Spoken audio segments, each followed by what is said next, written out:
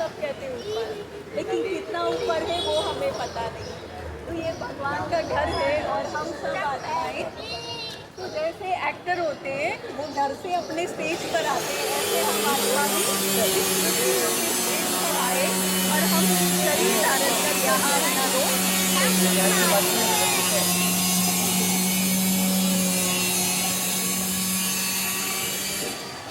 और जैसे आत्मा बिंदु है तो आत्मा के पिता परमात्मा भी कैसे बिंदु है। लेकिन बस फर्क इतना है कि हम आत्माएं जन्म मरण के चक्र में आते, परमात्मा जन्म मरण के चक्र में नहीं आते। इसलिए हमारा हर जन्म में नाम बदलेगा और दूसरा शरीर, और परमात्मा शरीर धारण नहीं करते, इसलिए उनको कहते हैं सदाशिव, यानी वो जन्म मरण में नहीं आते, उनका नाम एक ही शिव।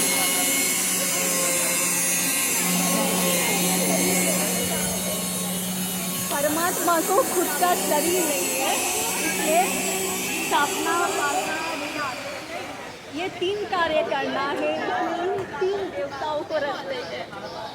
तो हम कहते हैं ब्रह्मा देवता है नमा, विष्णु देवता है नमा, शंकर देवता है नमा, लेकिन शिव के लिए कहते हैं शिव परमात्मा है नमा।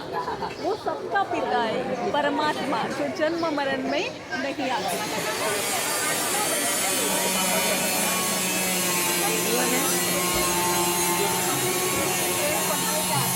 शिव और शंकर में अंतर।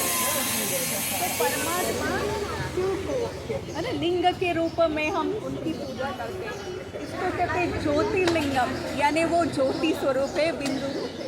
इसलिए यहाँ बिंदु शिवलिंग पे 3 रेखा और ये बिंदु रखा है, ये परमात्मा स्वरूप। लेकिन बिंदु की कैसे पूजा करेंगे, इसलिए ऐसा बड़ा रूप बना। और शंकर को साकार शरीर है, यानी वो सूक्ष्म शरीर, वो देवता है।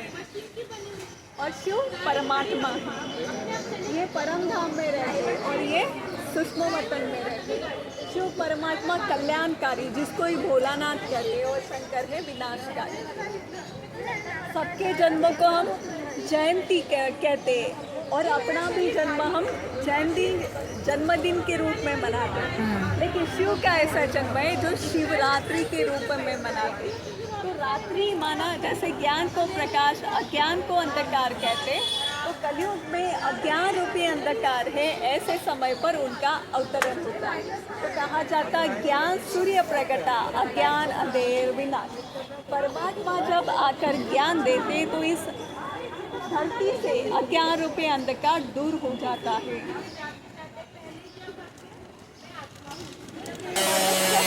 ये मनुष्य सृष्टि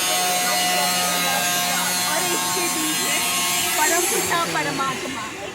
तो जैसे बीज से वृक्ष तैयार होता, तो परमात्मा इसके बीज है। इसको उल्टा वृक्ष कहते हैं, क्योंकि परमात्मा ऊपर रहते हैं यहाँ और हम सब नीचे हैं।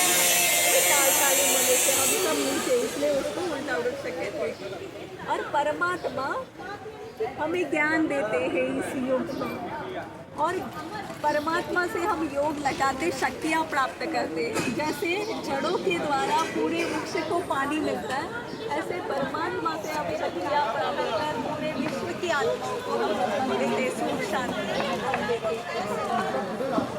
हमारे जब स्वभाव संस्कार में परिवर्तन आता है तो नर नारायण और नारी लक्ष्मी समान बनती है। युग को स्वर्ग कहा जाता है। भारत भूमि स्वर्ग है, इसलिए कहते हैं भारत सोने की चिड़िया थी। फिर कलयुग में सब तो अति की निशानी अंत। तो परमात्मा इसका अंत करने के पहले परमात्मा आत्माओं का परिवर्तन करते हैं। तो जैसे 2 पिल्ले आपस में लड़े, बीच में माखन बंदर खा गया, ऐसे 2 देश आपस में लड़ेंगे, अमेरिका यूरोप आपस में लड़ेंगे और माखन भारत को मिलेगा। और भारत में भी श्री कृष्ण प्रथम राष्ट्रपाल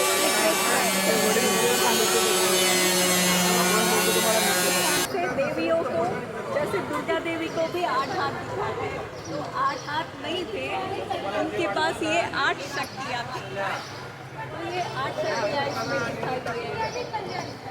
ऐसे हमारे पास मोबाइल है, लेकिन मोबाइल में अगर चार्जिंग ही नहीं है तो हम कितने भी अच्छे ऐप को यूज़ नहीं कर सकते। ऐसे आत्मा में ये अष्ट शक्तियाँ हैं, लेकिन आत्मा की शक्तियाँ यूज़ होंगी, इसलिए हम जो भी परिस्थिति आती, समस्या आती, उसमें वो शक्तियाँ हम यूज़ नहीं कर सकते। तो जब हम आत्मा समझ परमात्मा को याद करते हैं तो हमारी आत्मा की बैटरी चार्ज हो जाती, और कहा जाता है जैसा संग वैसा रंग। तो परमात्मा के संग से वो सारी शक्तियाँ आत्मा का